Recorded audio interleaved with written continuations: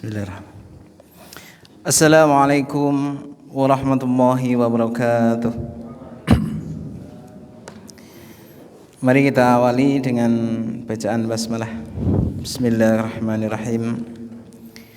Innal hamdalillah hamdan katsiran thayyiban mubarakan fih kama yuhibbu rabbuna wa yarda. Asyhadu an la ilaha illallah wahdahu la syarika lah wa asyhadu anna Muhammadan abduhu wa rasuluh.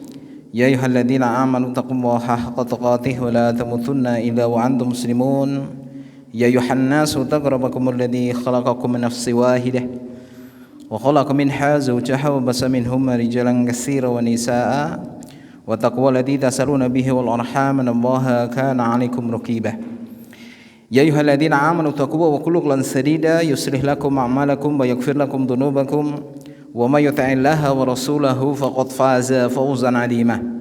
Amma ba'd, fa inna asdaqal hadisi kitabullah wa khairal hadyi hadyu Muhammadin sallallahu alaihi wasallam wa sharral umuri muhdatsatuha wa kullu muhdatsatin bid'ah wa kullu bid'atin dhalalah wa kullu dhalalatin finnar. Allahumma la sahla illa ma ja'altahu sahla wa anta taj'alu hasna idza syi'ta sahla. Bapak Ibu, ikhwani wa akhwati fiddin rahimani wa rahimakumullah. Tidak ada kata yang terindah yang senantiasa terucap dari lisan-lisan orang-orang yang beriman kecuali kata-kata memuji Allah Subhanahu wa taala dengan pujian setinggi-tingginya, karena memang Allah Subhanahu wa taala yang memiliki segala bentuk ketinggian dan kesempurnaan. Maka Allah Subhanahu wa taala memiliki asma wa sifat, nama-nama yang terbaik, yang nama-nama itu menunjukkan bahwa inilah sifat-sifat Allah yang dipenuhi dengan kebaikan dan kesempurnaan. Kalau manusia mungkin bisa baik, tapi manusia itu tidak ada yang sempurna. Kalau manusia itu dikatakan bahwa dia itu alim, dia itu mengetahui, itu hanya dari beberapa bagian ilmu, ya, tidak semua ilmu dia pahami. Makanya ada ahli di bidang ini, ahli di bidang itu. Tapi Allah Subhanahu wa taala ketika melekat di dalam diri Allah Subhanahu wa taala tentang sifat al-alim, Allah itu Maha mengetahui, maka bagi Allah Subhanahu wa taala mengetahui segala hal, segala sesuatu. Bahkan tidak cuma yang nampak, yang tidak nampak pun Allah Subhanahu wa taala mengetahui. Bahkan makhluk-makhluk yang diciptakan Allah Subhanahu wa taala, Allah itu akan mengetahui nanti akhirnya itu akan seperti apa, gitu ya. Makanya kalau manusia itu hanya dia mengetahui itu setelah ada tesis, ya, setelah dia meneliti, ya, ada penelitian yang panjang, baru kemudian memberikan kesimpulan dan dia mengetahui. Tapi Allah Subhanahu wa taala itu tidak butuh tesis, ya, al-alimnya Allah Subhanahu wa taala itu Maha mengetahui. Makanya kalau hari ini dikatakan bahwa manusia itu ditetapkan oleh Allah Subhanahu wa taala apakah dia di neraka atau di surga, ketika Allah menetapkan seperti itu, maka melekat di dalam diri Allah Subhanahu wa taala itu pengetahuan. Maka Allah tahu kenapa orang ini nanti ditakdirkan oleh Allah Subhanahu wa taala masuk ke dalam neraka. Karena Allah itu tahu perjalanan manusia dia, orang ini itu memang dia itu nanti di dalam perjalanan itu tidak pernah menuju kepada yang namanya kebaikan, menuju ke dalam jannah, ya. Makanya di sinilah yang ditakdirkan, ditetapkan. Maka apakah di sini ada keadilan? Ada keadilan, karena Allah itu Maha mengetahui. Makanya kalau kemudian manusia itu berpikir tentang takdir itu, kemudian Allah itu masih diletakkan sebagaimana makhluk, maka kita pasti akan protes dengan takdir.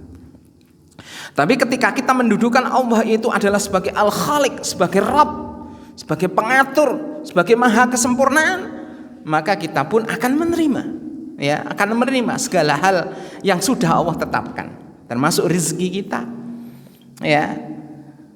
Rezeki yang ada yang dilapangkan dan ada yang disempitkan karena Allah tahu. Kenapa disempitkan? Karena Allah mengerti. Kenapa dilapangkan? Allah juga paham. Makanya marilah, karena Maha kesempurnaan Allah Subhanahu wa taala, maka kita ini adalah menjadi manusia itu harus tunduk tanpa syarat, taat tanpa tapi, ya. Jadi ketundukan kita itu tanpa syarat, ya. dan ketaatan kita itu tanpa tapi. Ya, maka tunduk mutlak seorang mukmin, ya, makanya Allah Subhanahu wa taala menyampaikan udkhulu fis silmi kafah. Masuklah ke dalam Islam itu secara kafah, secara keseluruhan. Tidak parsial-parsial, sebagian-sebagian, tidak. Kita akan tunduk kepada Allah Subhanahu wa taala itu seluruhnya. Tidak cuma fisik kita, bahkan nyawa kita pun harus kita tundukkan, ya, kepada Allah Subhanahu wa taala. Ya, makanya disitulah ada puncak zarwatus sanamih, ketika orang-orang itu mau mengorbankan jiwanya untuk Allah Subhanahu wa taala, karena memang jiwa itu sangat berat untuk dikasihkan, ya, dihadiahkan, gitu ya. Maka hadiah yang terbaik yang Allah terima kepada seorang mukmin itu adalah ketika sudah pada puncaknya, itu pada jiwa. Shalawat serta salam mari senantiasa kita limpahkan kepada panutan yang terbaik, Rasulullah Muhammad sallallahu alaihi wasallam, di mana Rasulullah SAW ini adalah manusia yang dipilih oleh Allah Subhanahu wa taala dengan segala kelebihannya, ya, dengan segala kebaikannya. Dan Allah itu menyiapkan betul, ya, ketika Allah ini ingin mengutus seorang hamba yang menjadi nanti pembawa risalah, maka Allah Subhanahu wa taala itu kemudian menyiapkan dengan segala kebaikan-kebaikan yang diletakkan pada dirinya. Makanya para ulama bersepakat seorang nabi itu tidak ada kekurangan, ya, tidak ada kekurangan, ya. Makanya kalau kita dapati Rasulullah SAW itu tidak ada kekurangan. Kalau seandainya ada kemudian sifat-sifat yang melekat kekurangan itu, kemudian Allah tegur dan Allah perbaiki. Makanya adanya pembelahan dada Rasulullah Muhammad SAW, ya. Rasulullah itu dibelah dadanya 2 kali oleh Allah Subhanahu wa taala untuk dibersihkan. Ya, kemudian berkaitan dengan surah Abasa, ya, Abasa wa tawalla an ja'ahul a'ma. Bagaimana kemudian ketika Rasulullah berpaling, ya, maka kemudian Allah ini menegur Rasulullah SAW, ya. Nah, inilah ada teguran ketika ada kelalaian, maka ditegur langsung oleh Allah Subhanahu wa taala dan Rasulullah memperbaiki. Cuma memang ada orang-orang munafik, ya, bahkan dulu ada di zaman para sahabat itu ada seorang munafik, setiap kali sholat itu membaca surah Abasa wa tawalla setiap sholat. Tapi bacaan orang ini itu dalam rangka menghina Rasulullah Muhammad SAW, itu ya. Makanya ada orang-orang yang sengaja membaca Al-Quran itu dalam rangka menghinakan, ya, bukan dalam rangka mengagungkan, tapi sebagaimana seorang munafik ini, ya. Makanya para ulama itu sepakat bahwa dia itu adalah golongan dari munafikun, ya, yang telah kemudian walaupun lisannya itu membaca ayat Al-Quran, tapi tujuannya adalah dalam rangka menghancurkan Islam itu sendiri, ya, melalui ayat itu yang sebetulnya tafsirnya pun tidak sesuai dengan angan-angan dia, gitu ya. Bapak Ibu yang dimuliakan Allah Subhanahu wa taala, ya, bicara fenomena, ya, kita akan bicara fenomena dulu, ya. Fenomena yang terjadi hari ini, Masya Allah, ya, fenomena yang kemarin mungkin viral di stasiun, bukan di stasiun, di YouTube dan di beberapa media sosial. Ada seorang dokter spesialis kandungan, kemudian dia mendapati ada seorang anak perempuan yang usianya masih sangat belia, umur 10 tahun, ternyata sudah melakukan hubungan selayaknya seorang suami dan istri, ya. Makanya beliau sampai ngelus dada, ini betul-betul harus perhatian orang tua, ya.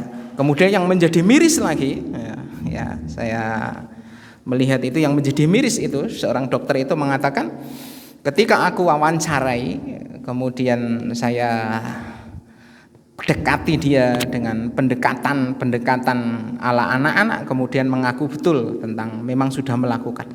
Tapi kebiasaannya yang sudah terjadi, bahkan kalau kita baca bagaimana kemudian seorang psikolog dan lain sebagainya, ini justru dia mengalami sangat luar biasa, aneh sekali. Karena biasanya anak-anak seperti itu nanti akan mengalami trauma. Tapi ketika ditanya anak-anak seperti ini, pengalaman apa yang karena dia khawatir nanti dia trauma sampai besar. Tapi apa? Jawaban ini yang sangat kemudian menohok hari ini jiwa-jiwa kita semuanya. Dia mengatakan, aku mendapat ini adalah pengalaman pertama yang sangat mengasyikkan. Wah, ini kan luar biasa sudah. Dan ini mungkin fenomena gunung es. Ini satu anak yang kedapatan. Tapi bagaimana kemudian mungkin di bawahnya sudah banyak anak-anak yang kemudian terkena dampak-dampak yang seperti ini. Ya, kemarin saya tidak sengaja juga ada anak yang usianya lebih belia lagi, karena anak ini baru usia 8 tahun, anak laki-laki. Tapi gelagatnya karena biasa dia menggunakan HP, kemudian dia mengkonsumsi film-film dewasa, ya, yang HP itu dipinjami temannya dan seterusnya. Bahkan kemudian tingkah laku dia itu sudah menunjukkan keanehan-keanehan. Ya, nah ini adalah satu fenomena yang sangat menyedihkan. Ya, nah bicara tentang parenting ini, ya, tentang bagaimana kita pendidikan hari ini, kalau kita dapati biasanya kalau ada seminar tentang parenting, tentang pendidikan itu ya, yang datang itu mayoritas ibu-ibu gitu ya. Mayoritas ibu-ibu ya. Yang datang kan biasanya ibu-ibu sing semangat ya, ana parenting dari ustadzah siapa, dari mungkin ahli psikolog siapa dan seterusnya itu ya. Padahal kalau kita baca di dalam ayat Al-Qur'an, ya, bacaan di dalam ayat Al-Qur'an, ketika Allah Subhanahu wa taala bicara tentang pendidikan, pasti Allah Subhanahu wa taala itu bicara laki-laki. Coba Allah Subhanahu wa taala ketika bicara tentang Ismail yang begitu luar biasa, bahkan kemudian menjadi contoh toladan yang subhanallah. Ya, kalau kita dapatkan teladan yang sungguh luar biasa, baik sekali. Kita dapati siapa? Ibrahim alaihissalam. Ibrahim alaihissalam. Ketika kemudian kita dapati juga ada Yusuf alaihissalam. Ya. Dengan saudara-saudaranya, maka kita akan dapati siapa yang Allah munculkan? Yakub alaihissalam. Ya, Yakub alaihissalam. Ya. Kemudian ketika ada seorang wanita, Maryam, ya, Maryam, yang bahkan kemudian Maryam ini adalah wanita yang sangat terhormat, yang sampai karena saking terhormatnya Maryam ini sampai-sampai Allah Subhanahu wa taala kemudian menitipkan ruh ke dalam rahimnya. Yang orang tuanya ini kemudian menazarkan, ya, Maryam ini menjadi muharraran, ya, menjadi seorang rahib, ya, seorang rahib atau penjaga Baitul Maqdis pada saat itu. Karena puncak penghambaan pada saat itu di zaman Bani Israel itu adalah menjadi rahib, gitu ya. Setelah datang Rasulullah, maka Rasulullah mengatakan, sungguh setelah aku datang ini kerahiban itu dihilangkan, dan puncak dari penghambaan itu apa? Al jihadu fi sabilillah, itu ya. Jadi puncaknya itu jihad fi sabilillah. Itu juga kita temui adalah Imran, ya, ada Imran. Dan ada pendidikan yang masalah luar biasa, bahkan sampai hari ini menjadi ikonik pendidikan, yaitu tentang siapa? Luqman al-Hakim atau Luqmanul Hakim. Ini ya. Ini yang Allah soroti. Makanya sebetulnya ketika bicara parenting ini, bicara pendidikan ini adalah Allah itu bicara laki-laki. Ya, bicara laki-laki. Bahkan ketika bicara keluarga sebetulnya adalah bicara tentang laki-laki. Karena apa? Seorang laki-laki ini adalah seorang yang akan membawa bahtera. Kemana sih kehidupan, ya, kehidupan keluarga itu akan dibawa, itu adalah pada laki-laki, bukan pada perempuan. Ya, maka saya dapati, ya, saya banyak sekali koleksi buku tentang parenting, ya, tentang pendidikan ini. Ya, salah satunya ada, saya ngambil di Basic Islamic Parenting ini, yang ditulis oleh Ustadz Sudarisman Ahmad LCMA. Ini Ustadz dari anak saya di Boyolali, ya, beliau aktif penulis, ya, beliau hidup di Madinah sangat lama untuk menggali tentang bagaimana mendidik anak. Ya, maka di tempat anak saya sekolah itu tidak ada hukuman, ya, tidak ada hukuman. Jadi pesantren anak saya itu ora ono, cah hukum itu ora ono gitu ya. Ditimbulkan kesadaran. Ya. Ya nanti konsekuensinya ketika sudah melanggar besar ya itu konsekuensi antum harus keluar gitu ya, seperti itu. Ya. Dan ini banyak sekali dicatat di sini ya. Tapi yang pokok nanti yang akan kami sampaikan pada malam hari ini adalah menjadi lelaki Luqman Al-Hakim atau menjadi lelaki Luqmanul Hakim. Ya. Ini adalah buku saya punya tapi dibawa anak ya. Sudah saya baca tapi kemarin mau saya ambil, wah tak cari-cari enggak ada. Istri saya nelpon anak, "Dek, bukune itu dibawa ya." Ya, katanya dibawa ini sedang dibaca katanya. Ya. Ini ditulis oleh Andriano Rusfi ya. Ini adalah beliau itu salah seorang psikolog ya, juga pimpinan redaksi majalah Umi ya. Kalau dulu mungkin era-era 80 90 itu kita sangat mengenal, sangat mafhum dengan majalah Umi ya. Majalah yang bertahan sampai 32 tahun ini ya, majalah ini luar biasa. Dan tumbang kemarin 2018 ya. Yang hampir semuanya semuanya majalah itu tumbang. Termasuk saya itu menjadi agen Wonosobo, majalah Arisalah juga tumbang. Ya, majalahnya sudah tumbang. Karena adanya gadget itu menjadikan banyak sekali hari ini bacaan-bacaan itu gulung tikar gitu ya, enggak bisa bangkit gitu ya. Lah ini ya. Termasuk majalah Umi ini ya, majalah Umi. Ya, di dalam mukadimahnya ini beliau itu mencatat ini yang menjadi miris bagi diri kita ya. Beliau Ustadz Andriano Rusfi itu menuliskan dalam mukadimahnya itu adalah kejadian ada seorang ibu ini mewakili golongan keluarga berpendidikan, karena ibu ini secara tingkat pendidikan adalah S2, bahkan beliau itu menjadi asisten dosen sudah ya, punya anak 3 ya, usianya itu yaitu 5 tahun, 3 tahun dan 9 bulan itu ya anaknya ya. Tapi yang terjadi apa? Ternyata pada saat itu kemudian beliau itu berencana membunuh semua anaknya. Di sore hari beliau berencana, saya akan membunuh anak saya semuanya, dari yang paling kecil dulu yang 9 bulan karena masih kecil itu pada asar dieksekusi, didekap dengan bantal sampai dia tidak bisa bernafas dan meninggal. Baru yang kedua yang umur 3 tahun ya, umur 3 tahun eksekusi yang kedua dibekap juga, tapi ini ada perlawanan karena sudah usianya 3 tahun dan dia juga meninggal. Yang menjadi kemudian catatan sangat sedih, beliau ini juga menyampaikan, anak saya menjelang maghrib sekitar jam 5-an itu mobil jemputan TPA itu ya, atau Taman Pendidikan Al-Quran itu datang, anak itu pulang itu ya.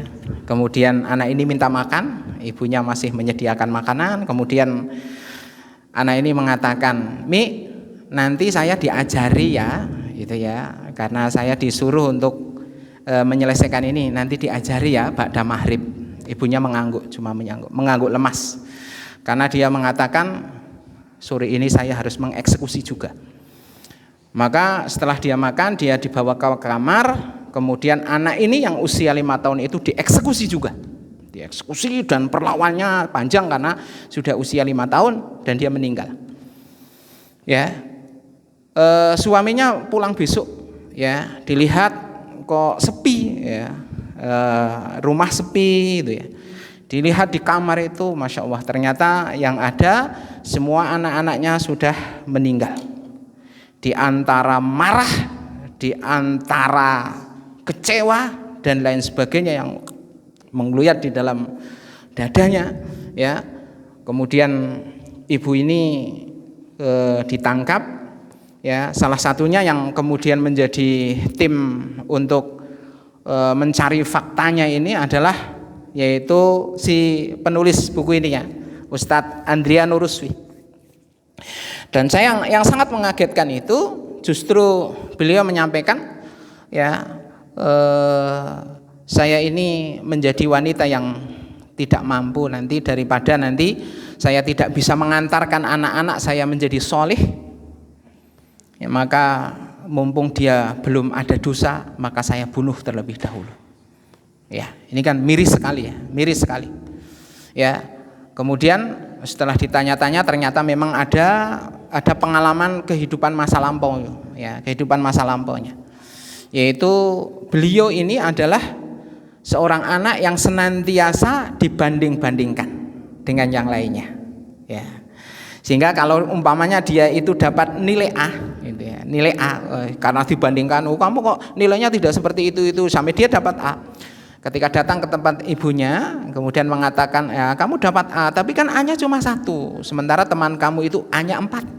Terus seperti itu, sampai kemudian masuk dalam dirinya itu senantiasa mengatakan, saya ini anak yang gagal. Termasuk ketika dia menjadi seorang ibu itu, dia mengatakan, saya itu ibu yang gagal.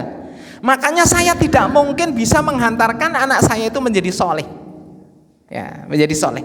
Makanya saya eksekusi. Ini adalah mewakili dari orang-orang yang memiliki pendidikan yang baik. Kemudian kejadian lagi ditulis juga, ini mewakili pendidikan-pendidikan yang bawah itu, ya, karena ini memang seorang yang ekonominya rendah, ya. Beda dengan yang pertama tadi yang saya contohkan. Ini dari keluarga yang berpendidikan, bahkan orang tuanya itu kaya raya, ya, berpendidikan tinggi, tapi itu kasusnya, ya. Kemudian dari yang kejadian yang kedua adalah sama seorang ibu itu mau mengeksekusi 3 anaknya, tapi baru terlaksana 1, yang meninggal 1. Ketika ditanya itu, kenapa? Saya cuma ingin disayang suami. Karena saya mentok, saya itu biar disayang suami itu seperti apa, ya. Makanya kemudian beliau, ya, Ustadz Andrian ini kemudian menulis buku tentang menjadi lelaki Luqmanul Hakim. Ternyata apa? Rata-rata hari ini kemudian ibu itu berdiri sendiri di dalam mendidik anak-anaknya, itu, ya. Kan banyak orang tua itu hari ini ketika ditanya pendidikan itu, ya, ya wis kan ibu sing nang omah sing ngurusi, gitu, ya. Lah ini, ya. Itu sering sekali terlontar seperti itu, ya, terlontar seperti itu. Padahal kalau kita bicara pendidikan tadi, saya menyampaikan setiap ada di dalam Al-Qur'an kata-kata atau contoh pendidik pasti kita dapati laki-laki, ya, kita dapati laki-laki, ya.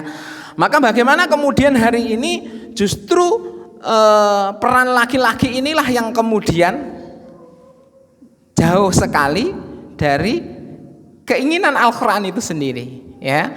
Makanya kemudian di Indonesia itu ada penelitian adalah krisis bapak, gitu, ya. Indonesia itu krisis bapak, ya. Rata-rata hari ini di Indonesia itu adalah mereka itu mengalami krisis bapak. Makanya banyak orang yang diberikan rasa tidak memiliki jadi sifat kebapaan yang sesungguhnya. Makanya banyak orang yang gampang ketika menentukan, ya, ketika ditanya, seorang bapak itu kan komandan. Mosok komandan ada perang, piye keng yo nganune? Piye yo? Ndak nganu. Yo engko dhisik jar tak pikir seperti ndak. Seorang bapak itu pikir, iya, tidak. Seperti itu, ya. Karena apa? Dia punya logika. Sementara ibu ini adalah orang yang berperasaan. Makanya orang yang berperasaan itu tidak bisa. Orang berperasaan kok dikatakan iya dan tidak. Ya di tengah-tengah, wong perasaan, ya, yang dia perasaan. Makanya kan orang-orang berperasaan pasti nunggu apa? Biasanya dia mencari jalan tengah, kan? Jalan tengah. Justru sekarang di Indonesia itu jalan tengah. Ya, jalan tengah. Coba kalau ada jelek, ya, kan banyak orang yang mengatakan sing penting aku ora melu-melu urusan kuwi, gitu, ya. Ya, Di dalam Islam tidak ada seperti itu. Justru dalam Islam itu mengatakan bahwa kalau ada orang yang mengatakan ada kezaliman yang kemudian mengatakan saya tidak ikut campur tangan lho, saya ora ikut-ikut, ya ora kono, ya ora tengen ra kiwa, gitu ya. Itu menjadi apa? Setan bisu dia. Ya. Dan ini yang biasa diambil apa? Adalah bapak. Makanya kalau kita lihat bagaimana kemudian pendidikan Rasulullah Muhammad SAW mengatakan adalah ummu madrasatul ula. Ibu itu adalah pendidikan awal. Pendidikan awal. Memang pendidikan awal ini adalah ibu. Tapi setelah itu kemudian kita dapati, didiklah anak kamu renang, naik kuda, memanah. Ini olahraga siapa? Semuanya ini olahraga bapak. Renang, naik kuda, memanah. Maknanya apa? Setelah dia balik ini, maka dia itu adalah dibentuk karakter oleh bapaknya. Ya, bagaimana kemudian bapaknya itu adalah mengambil peran untuk mendidik menjadi karakter. Nek masalah kedekatan tidak apa-apa. Wong anak itu memang kadang-kadang diberikan kedekatan kepada ibunya dan seterusnya. Cuma memang kemudian bapak ini berperan bagaimana kemudian membentuk karakter, ya, karakter kepada si anak ini. Ya, nah kemudian ikhwan fiddin rahimani rahimakumullah, ya, bicara tentang al-hikmah ini, nanti kita akan bicara dulu tentang al-hikmah, ya. Allah Subhanahu wa taala ini berfirman di dalam surah Al-Baqarah ayat 269, yu'til hikmata may yasha'u wa may yu'tal hikmata faqad utiya khairan katsira. Yang Allah Subhanahu wa taala menyampaikan, dia memberikan hikmah kepada siapa yang dia kehendaki. Barang siapa yang diberi hikmah, sesungguhnya dia telah diberi kebaikan yang banyak. Gitu ya, tentang hikmah. Dan ini ternyata melekat di dalam Luqmanul Hakim, ya. Makanya ini dalam surah Luqman ayat yang ke-12 Allah mengatakan walaqad atainal hikmata anishkur lillah wa may yashkur fa innama yashkuru li nafsihi, itu ya. Dan sungguh walaqad, ya, walaqad, dan sungguh ataina, telah kami berikan al-hikmah, yaitu hikmah kepada siapa? Luqman. Jadi Luqman ini melekat. Allah ini memberikan di dalam surah itu, surah Luqman, kemudian Luqman itu diletakkan oleh Allah Subhanahu wa taala itu dengan hikmah. Ya, dengan hikmah. Jadi diletakkan oleh Allah Subhanahu wa taala tentang Luqman ini adalah hikmah. Makanya ketika bicara tentang pendidikan hari ini, banyak orang kemudian makanya kan SDIT Luqmanul Hakim, gitu ya. Banyak sekali ya. Kalau bicara tentang pendidikan banyak sekali. Ya, makanya enggak ada ya SDIT Fir'aun, itu kayaknya enggak ada ya. SDIT kemudian Musailamah al-Kadzdzab itu tidak ada ya, itu ya. Karena rata-rata adalah bagaimana, karena memang beliau ini adalah diberi hikmah, ya, diberi hikmah. Nah, kita akan bicara tentang hikmah, ya. Apa sih hikmah itu? Hikmah itu adalah urusan yang lebih tinggi daripada ilmu. Ya, hikmah itu lebih tinggi daripada ilmu. Makanya hikmah itu adalah seperti cara mengelola, dan ilmu itu adalah konten olahan, atau ilmu itu bahan baku, hikmah itu adalah cara meraciknya. Ya, hikmah itu cara meraciknya. Makanya kalau dikatakan bahwa hikmah ini adalah akan didapatkan dengan perjalanan yang jauh. Tidak cuma baca 1-2 buku kemudian orang ini diberi hikmah. Tidak kemudian orang ini berumah tangga 1-2 tahun langsung diberikan hikmah. Panjang, ini panjang. Sebagaimana Luqman al-Hakim ini adalah pendidikan panjang. Dan dikatakan bahwa keluarga itu dibangun itu yang paling banyak itu justru pada seni. Yalah ini ya, pada seni. Seni itu ya pada hikmah itu. Ya. Jadi kalau ada orang yang kemudian hari ini kemudian mungkin berilmu, bagaimana seorang chef chef bahkan wis tingkat dunia mungkin ya, atau tingkat nasional lah kalau kita ya, tingkat nasional. Kemudian dia membuat masakan itu katakan ini masakan istimewa sekali, tapi belum tentu dalam mulut orang-orang tertentu itu kemudian menjadi pas, ya, menjadi pas. Dan inilah yang kemudian hari ini yang menjadi pas itu adalah pada hikmah itu tadi. Makanya bagaimana kemudian keluarga ini tidak kemudian serta-merta bahwa kita ini hari ini kemudian mengambil dalil, kemudian kita baca di depan istri kita, anak kita selesai. Tidak seperti itu. Itu ya.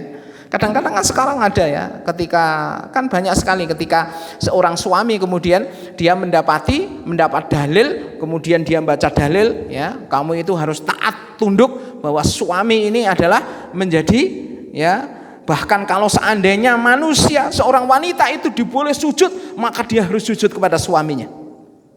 Wah, ini ya, makanya suaminya itu wah, seolah-olah bahwa dia itu sudah ya di atas raja kan. Wah, kalau boleh sujud ya, seperti itu ya. Apakah selesai? Tidak.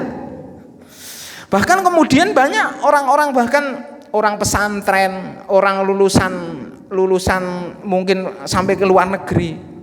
Maka banyak yang kemudian ternyata dia itu tidak bisa kemudian bagaimana kemudian menyajikan di dalam keluarganya itu, ya, bahkan ada keluarga-keluarga yang bahkan fikih tentang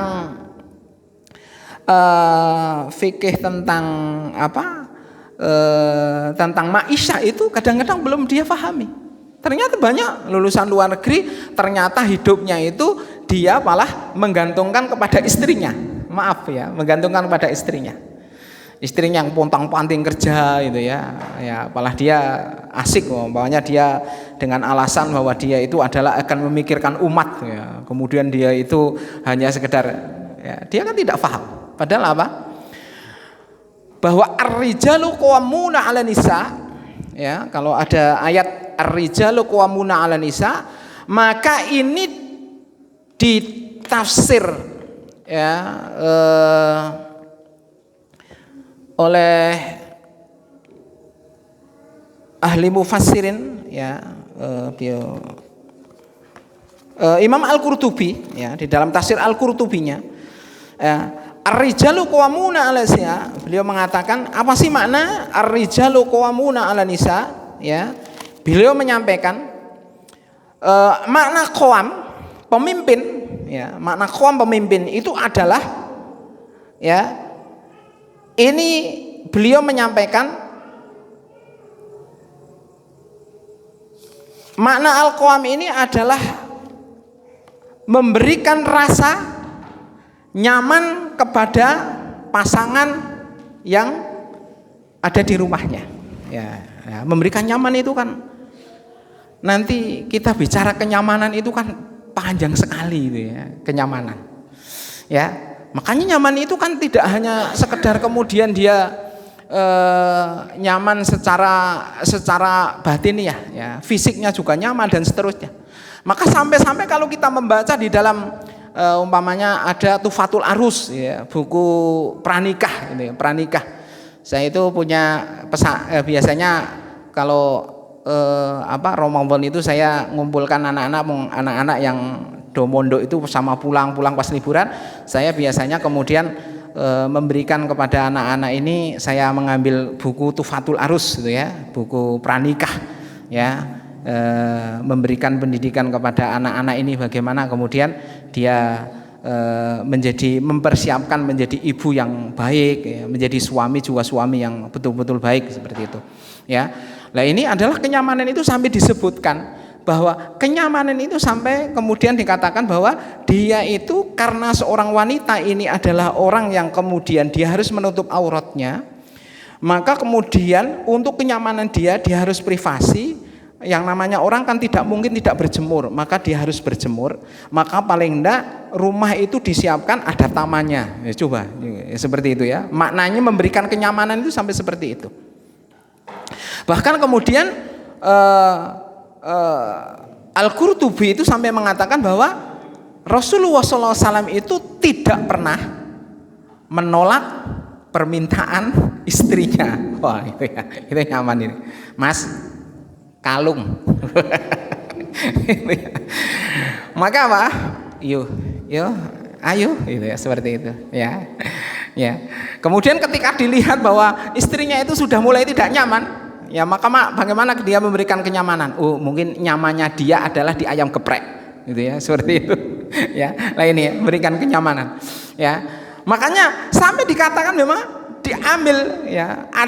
Coba antum cari ada dalil enggak yang Rasulullah itu pernah menolak permintaan dari istri-istrinya, gitu ya. Ini ya, ini ternyata tidak ada.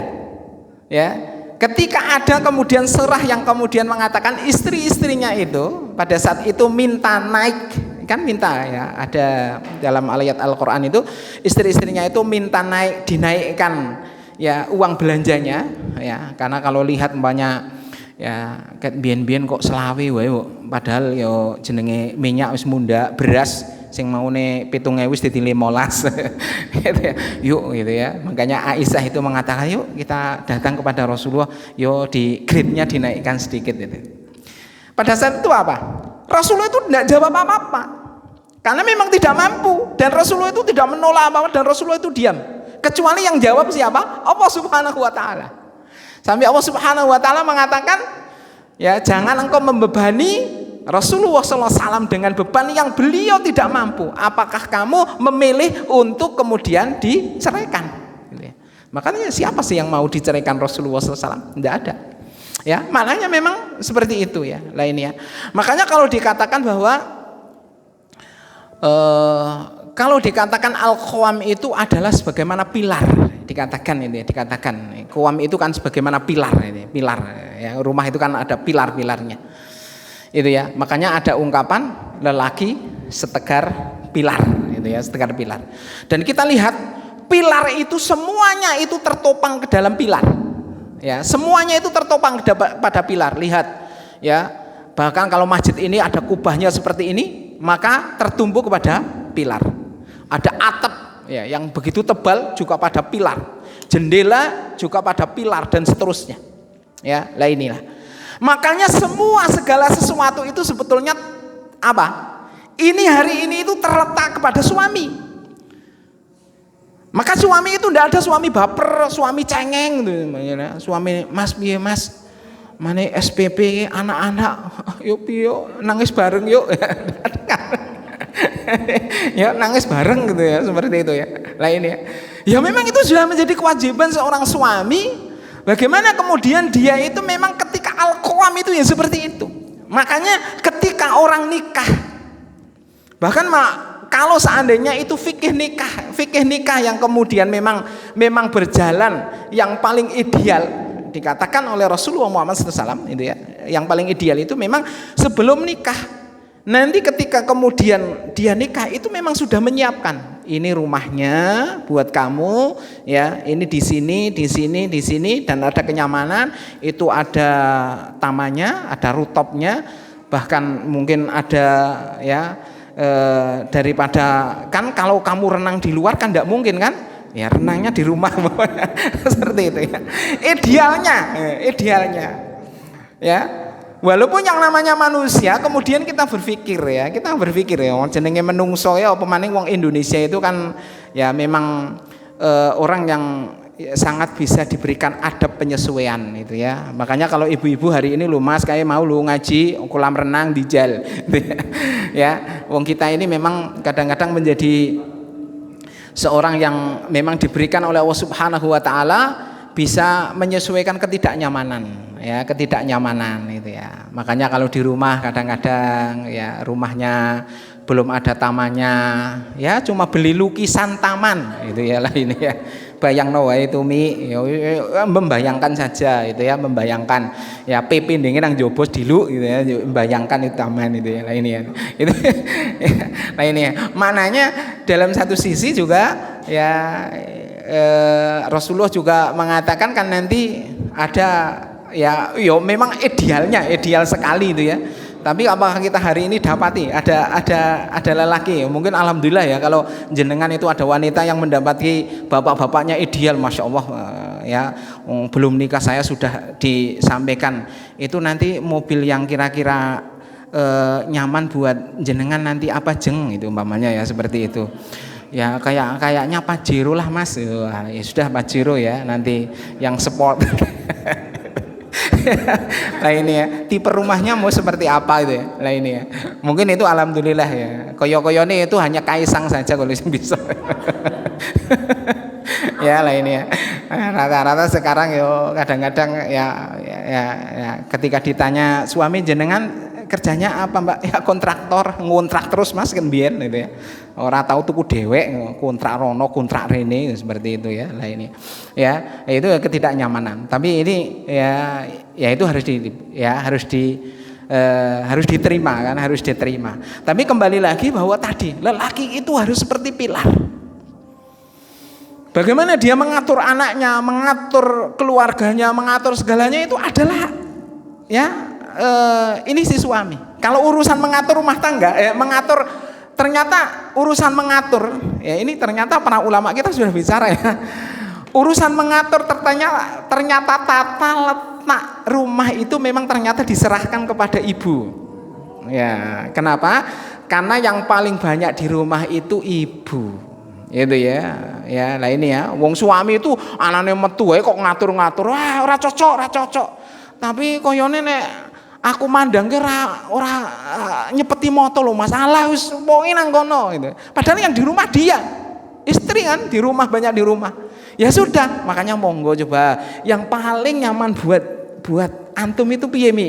Yang paling nyaman itu ya. Lah ini ya. Oh ngono ya ndak, walaupun bagi saya itu janela polora tepate karena saya pernah belajar tentang desain. Ya, sementara kue ora tau belajar apa-apa ngatur itu namanya. Karena yang di rumah itu adalah memang istri, ya istri. Sampai ulama seperti itu. Karena memberikan kenyamanan tadi. Ya, memberikan kenyamanan. Ya.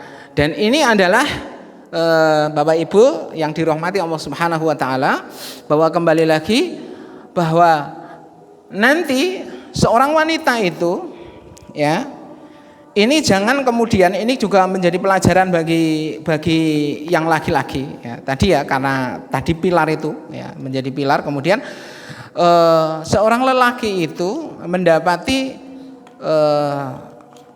kalau seorang istri, ada seorang istri itu jangan jenengan itu kemudian hari ini mengatakan bahwa yang namanya hidup hari ini rumah tangga apalagi sesama aktivis ngaji sama itu kudune hidupnya sangat sederhana.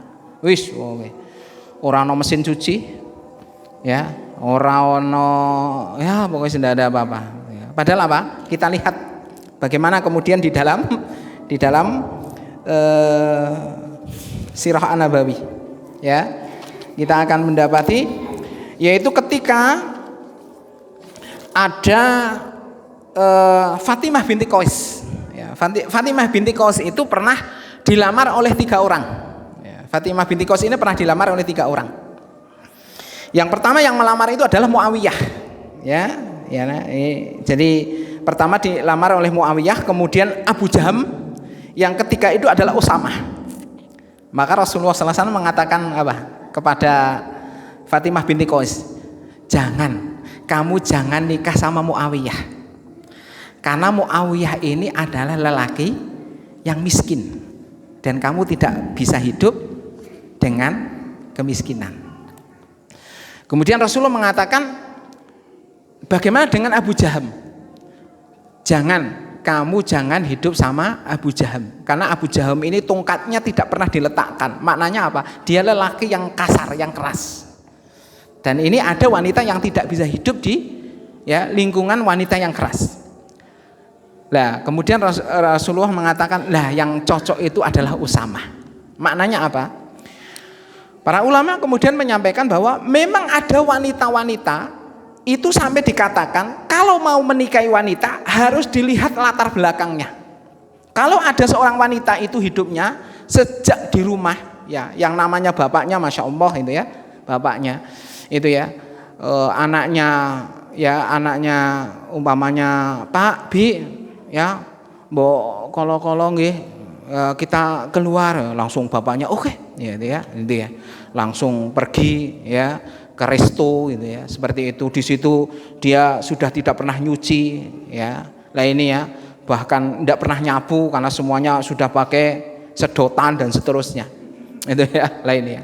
Kemudian yang satu ini ada Masya Allah wanita yang sangat sederhana. Ya, orang tuanya kemudian ketika bapaknya mbok kolo-kolo tobi ya. Mbok kolo-kolo ke jajal makan di luar makan kok yo tak atuk ning omah, yo anane jangan kuban rese ya itu paling mending ya wis ora apa-apa. Ya, keluar dik-dik pakai apa? Pakai meri. Ya, pakai meri. Ya, Grand 800 gitu ya. Tingguni sampai orang yang melihat Masya Allah dolim sekali dia terhadap sepeda motor ya, karena ditunggangi sak keluarga kasih bane ya melembek itu ya, seperti itu. Etek cari keliling kok orang mandek tobi gosek sedelik cari mie ayam yang 5.000-an ya, sementara sekarang sudah rata-rata. Nah ini ya, cari sampai nemu betul gitu ya. Nah ini ada orang seperti itu.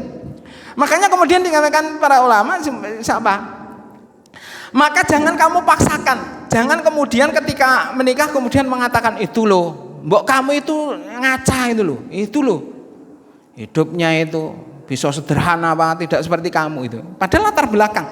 Makanya tadi Rasulullah itu melihat ya, Fatimah binti Qais ini karena kehidupannya dari keluarga, makanya jangan sama Muawiyah. Ya, kan banyak sahabat yang lain, sahabiah yang lain itu suaminya itu ya Allah gitu ya. Kan ada sahabat Rasulullah itu yang bajunya itu punya satu tok. Ya. Itu cuma punya satu. Makanya ketika Umar bin Khattab itu akan datang meni, ndak usah wae Amirul Mukminin jenengan itu mboten usah tenggen kula lah. Paling nanti yang terjadi ya drama ya, terjadi drama jenengan itu mau nggak sedih ora saya mampir. Ternyata betul, dia mampir itu, kemudian dia mengatakan tapi tunggu dulu. Ya, tunggu dulu. Ternyata bajunya itu gantian sama istrinya. Itu ada. Itu ya. Maknanya apa? Memang ada orang-orang yang bisa ya. Makanya itulah ini kepada tadi saya mengatakan topangan ya. Kehidupan rumah tangga itu adalah kepada bagaimana suami ini ya, suami. Ya. Yang menentukan arah di dalam apa? Di dalam rumah tangga ini ya. Bahkan saya mendapati juga di sini bagaimana kemudian yang membuat ya, bahkan di sana katakan tanpa visi ya ini ya. Satu keluarga yang tanpa visi itu ayah bunda itu akan melalui hari-hari rumah tangga dengan sekenanya. Maknanya apa? Siapa yang hari ini membuat itu adalah bagaimana kemudian suami. Visi keluarga kita itu mau kemana? Makanya tidak asal gelundung, rumah itu asal gelundung, keluarganya asal gelundung gitu ya. Makanya hari ini ada keluarga TikToker itu ya, lah ini ya, sang keluarga joget-joget nang pinggir jalan, joget-joget seperti itu kan banyak sekarang itu ya. Ini ya, tidak punya bagaimana visi tentang keluarga dia. Ya, makanya saya menyampaikan lagi bagaimana kemudian pilar ini seorang suami ini adalah penentu sekali adalah tadi suami. Makanya ini baru awal tadi saya sampaikan bagaimana kemudian wanita ini yang tega membunuh sampai kenapa? Karena tempat curhat seorang istri itu tidak bisa didapatkan. Bahkan sampai ya kita dapati ya saya mencatat perbedaan antara laki-laki dan perempuan itu memang banyak sisi ya, banyak sisi. Ya, saya mencatat di sini tentang bagaimana volume otak saja ini ya. Ini nanti volume otak seorang pria ini adalah 1.100 sampai 1.350 gram. Sementara wanita ini hanya 850 ya sampai 1.000 sekitar ya 1.000. Jadi volume otak itu sudah berbeda. Makanya sampai dikatakan suami seorang bapak dengan seorang ibu atau suami istri itu adalah sebagaimana kalau suami itu adalah seperti mobil yang ber-cc besar ya, cc-nya besar, tapi dia itu cuma dibebani dengan beban yang sedikit.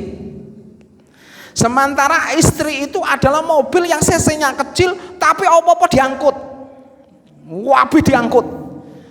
Makanya kalau tidak sering-sering dia diservis, maka apa? Yang terjadi rusak, stres.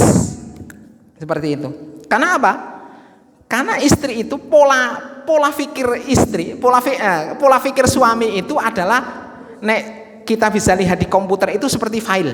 Jadi ditoto, ada file D, file C sebagai program, file D ya, nanti mungkin ada, kalau kita membuat di situ ada tulisan-tulisan ngaji, mungkin kemudian file E-nya ono MP3 dan sebagainya, sehingga ketika buka itu penak. Itu adalah pola pikir laki-laki itu seperti itu. Jadi ada file-filenya. Makanya urusan kantor tidak dibawa ke rumah. Ya. Urusan di luar tidak dibawa, itu laki-laki bisa ada file-file. Tapi yang namanya ibu itu seperti lapangan luas, ndak ada garisnya. Kalau ada mobil masuk, itu dia tuh muter, ndak berhenti. Berhentinya kapan? Ketika dia curhat. Giling-giling itu. Ibu-ibu itu kalau dia berhenti itu kalau dia sudah bisa curhat. Ya, curhat. Ya, ngomong. Makanya ibu-ibu kan dikasih verbal yang lebih banyak. Makanya kalau dia curhat, itu baru dia selesai. Karena KB yang namanya ibu itu semuanya itu penting, tidak ada yang tidak penting. Pokoknya penting gitu ya. Pak, penting loh, penting teman-teman. Penting gitu ya. Ya, urusan dapur penting, urusan anak sekolah penting, semuanya penting. Padahal seorang laki-laki ini tidak dikasih oleh Allah Subhanahu wa taala menjadi manusia yang kemudian mampu untuk berlama-lama mendengarkan. Sayangnya seperti itu. Ya ini. Padahal wanita itu adalah berhentinya itu kalau sudah dia curhat. Dan ini yang menjadi sangat luar biasa bagaimana Rasulullah. Maka teladan kita kan Rasulullah. Rasulullah itu namanya pilotok. Pilotok itu adalah Rasulullah itu membiasakan diri sebelum tidur itu ngobrol sama istrinya, ngobrol sing receh-receh. Orang ngobrol itu penting-penting. Bagaimana pasukan musuh yang akan menyerang? Enggak, sing receh-receh itu ya, cerita itu ya. Karena apa? Kebiasaan wanita itu karena semuanya penting, yang kemarin sudah diceritakan lagi. Itu ya. Karena dia itu memang lupa dengan apa? Karena menganggap semuanya penting. Saya mendengar koyono wis 70 jigit. Dia itu merasa bahwa itu baru sekali, gitu ya. Makanya Rasulullah itu sampai kemudian mendengarkan semua ya, itu ya. Itu hebatnya Rasulullah SAW itu ya. Itu sampai di dalam riwayat seperti itu. Rasulullah itu membiasakan kalau sebelum tidur itu mendengarkan cerita bareng, cerita ngomong mendengarkan itu ya. Pernah itu Aisyah itu bercerita tentang tipe keluarga itu panjang lebar yo itu receh-receh itu ini cahaya panjang lebar. Rasulullah tidak kecuali mendengarkan ya, ngangguk kan itu ya. Orang nenek suami jenengan kan mendengarkan tapi karo ngerok ya, mendengarkan apa turu. Nah ini mendengarkan. Dan saya punya buku bilik-bilik rumah tangga Rasulullah SAW itu ya, bilik-bilik itu ya, bukunya segini ini, bagaimana hidup dengan istri-istrinya itu seperti apa polanya itu ya. Mas Allah ini buku ini menarik sekali sama anak-anaknya itu ya, saya baca itu ya. Rasulullah SAW ini adalah seorang yang kemudian beliau ini bahkan jadwal-jadwal keseharian Rasul, salah satunya kalau pagi hari dia datang nyamperi semua istrinya setelah beliau itu kemudian sholat suruh, kemudian beliau ini keliling, kemudian beliau ini kemudian nyambangi istri-istrinya, dan istri-istrinya itu didengarkan. Tadi semalam ditanya-tanya, oh cerita, Rasulullah mendengarkan, itu ya. Nah ini ya, padahal itu berapa itu? 9 istrinya coba yang terkumpul, ya. Oh ora gatal kupinge itu, nek suami ini jenengan itu, oh mendengarkan satu, bisa cepet. Satu ya, misalnya maling 9 itu. Itu dari 9 itu didengarkan semuanya coba. Keliling lagi. Bagaimana tadi malam Umi itu dengarkan lagi. Dengarkan. Pokoknya gini. Oh, semuanya penting kan, sing receh-receh ini penting. Ya, seperti itu terus itu ya. Nanti malam harinya lagi coba. Sore hari itu coba Rasulullah itu mendengarkan. Ya, makanya Dr. Aisyah Dahlan itu sampai mengatakan bahwa bahkan seorang wanita itu ketika verbalnya itu belum tercukupi, maka dia itu kesulitan untuk tidur, gitu ya. Jadi wanita itu kalau verbalnya itu belum tersalurkan itu sulitan tidur. Makanya jenengan lihat istrinya itu sulitan tidur, mbok nyeneni aku. Mbok jajal nyeneni ben yo merem suwe glintang-glinting kowe. Ya siap tak senenane. Nah ini ya. Itu wanita ya. Makanya itu tadi ya, beban yang begitu besar. Ya, sayangnya orang-orang yang di luar itu sampai tadi ada beberapa orang bahkan sampai ada orang yang usaha bunuh diri. Ada seorang wanita itu usaha bunuh diri padahal anak-anaknya itu anak-anak yang soleh, anak-anak yang di pondok itu, sampai ibunya ketika mengatakan apa? Saya itu tidak ada tempat curhat. Ketika saya kepada suami itu tidak kemudian memberikan ya, cukup mendengarkan. Bahkan ada seorang itu dikatakan suami saya itu yang kerjanya di luar ya, bahkan ada beberapa hari baru pulang. Tapi sayangnya ketika di rumah itu yang menjengkelkan saya itu ketika beliau pulang itu tidak bagaimana kemudian segera dia dengan keluarganya, tapi beliau itu tetap pada alat kerjanya, HP-nya, laptopnya. Bahkan ketika saya dekati, ketika dia di dalam, dia keluar, dia lagi asik. Saya keluar, dia ke dalam. Itu yang paling jengkeli itu. Sampai mengatakan seperti itu. Ya, makanya wanita-wanita yang mungkin seperti tadi, seperti gunung es yang bunuh diri, kenapa? Karena dia itu mungkin pengalaman dia dulu dibandingkan memang ada, tapi kemudian ada orang yang mendapatkan suami yang kemudian memahami, dan dia itu kemudian tadi sebagaimana Rasulullah SAW mendengarkan keluhannya, kalau bisa kemudian dia ya memberikan, karena tadi berhentinya pikiran itu mubeng ya, berhentinya itu ketika curhat gitu. Makanya istri jenengan curhat itu lagi berhenti. Itu lagi berhenti. Wah, mesin ini panas banget.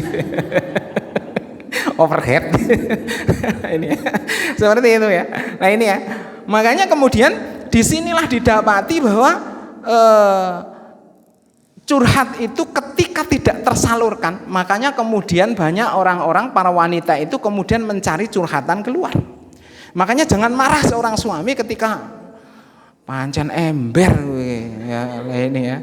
Mbok ada pala wis beberan nang njaba gitu. Karena memang mungkin kesalahan kita sebagai suami kemudian tidak kemudian cukup mendengarkan itu selesai kok. Seorang istri itu kan tidak butuh solusi kan, butuhnya curhat. Itu butuhnya curhat. Betul, saya ini kadang-kadang, maaf Bapak Ibu, saya ini kadang-kadang didatangi orang yang punya masalah problematika ya, kadang-kadang yo urusannya saya itu kadang-kadang dianggap cok ngerukyah kemudian. Tapi yang saya dapati kebanyakan orang itu dia itu punya masalah dengan psikisnya. Kalau dia sudah curhat kemudian saya tanggapi, kemudian saya kadang-kadang ambil ayat dan seterusnya. Isu-isu alhamdulillah nih kompon nganu mboten saged ngono pun saged dilem, padahal saya ndak ngrukyah apa-apa, saya cuma dengarkan dia itu ya, seperti itu. Lah ini ya. Makanya itu kasusnya itu banyak sekali. Ya, banyak sekali. Makanya bagaimana hari ini seorang suami itu tadi menjadi pilar, bagaimana kemudian dia itu bisa betul-betul hari ini mengayomi istrinya, anak-anaknya, seperti itu ya. Jangan hari ini kemudian kesalahan itu, karena yang sering didapati itu adalah memang kebanyakan orang laki-laki hari ini menyalahkan ketika anaknya nakal kemudian tadi priki to mbok niku lho senang omah kok ya ora iso didik itu. Padahal itu kalau sudah besar kasusnya itu adalah pada bapak. Ibnul Qayyim al-Jauzi mengatakan, maka anak-anak itu adalah ada tiga tingkatan di dalam mendidik anak-anak. Yang pertama adalah masa balita. Masa anak-anak itu jadikan dia itu tawanan. Jadikan dia itu raja. Jadikan dia raja. Jenenge gen cilik itu jadi raja. Makanya ketika masih kecil, anak itu masih kecil, jadikan raja. Wong dia itu belum bisa berpikir kok njaluk selentik. ya peting barang gitu. ya sudah, ya oke. Kadang ibunya ya bapak-bapak kon dadi jaran ya oke, rapopo seperti itu ya. Karena dia sedang jadi raja. Kalau dia sudah masa ya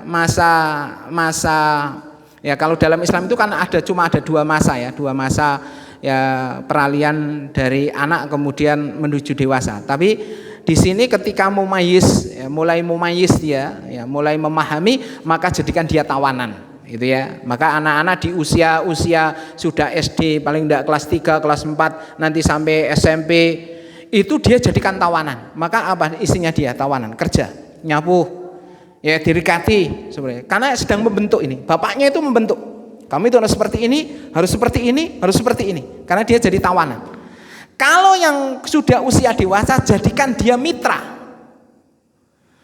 Hari ini banyak orang yang kemudian hari ini justru ketika karena kesalahan mendidik tadi tidak membiasakan ketika dia dia jadi tawanan ini justru dia dibebaskan.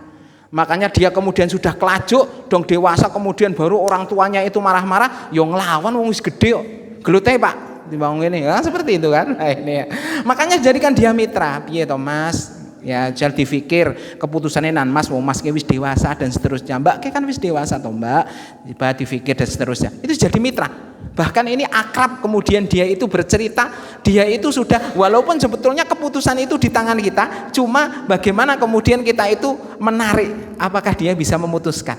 Kemudian piye nek mane abi karo umi ki koyo iki piye Mas, jadi fikir koyo nih itu. Walaupun dia kadang-kadang namanya muda dia itu menolak itu belum tentu menolak betul loh. Ini karena memang itu masa-masa kalau dalam psikologi ada masa penolakan ya. Anak itu kan ada masa penolakan.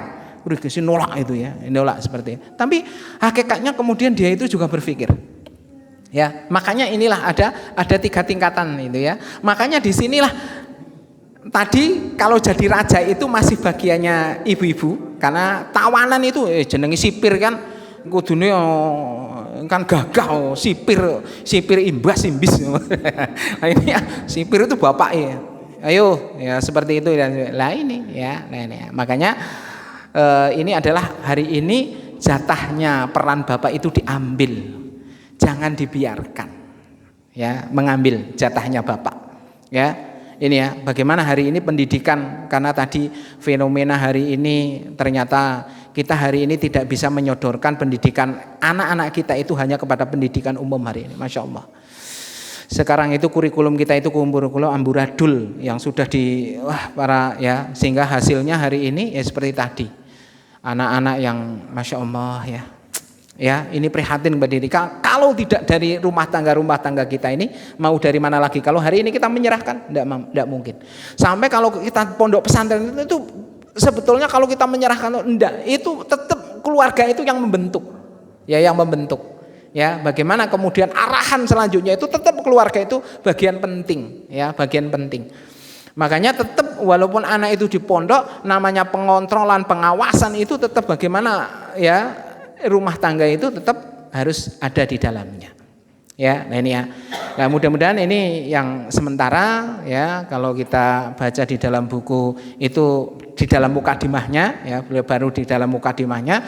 Mudah-mudahan kita semuanya sedikit hal yang bisa kita ambil. Nanti mudah-mudahan kalau ada kesempatan lagi bisa kita saling curhat, saling bicara bagaimana kemudian pola asuh yang terbaik. Yang ini pola asuh yang terbaik itu adalah pola asuh Rasulullah Muhammad SAW ya, yang hari ini banyak orang-orang, makanya saya membaca di dalam surah Luqman itu ya, Allah itu mengatakan bahkan tentang hikmah dulu Allah menceritakan, bahkan sampai ada orang-orang yang hari ini mencibir. Kalau dikala coba dibaca lagi tentang surah ini ya, surah Luqman itu, saya baru ngeh itu, kemudian ada orang-orang yang mencibir. Sekarang kan banyak kan pendidikan Rasulullah itu kan pendidikan masa onta. Kita ini sudah masa modern gitu ya.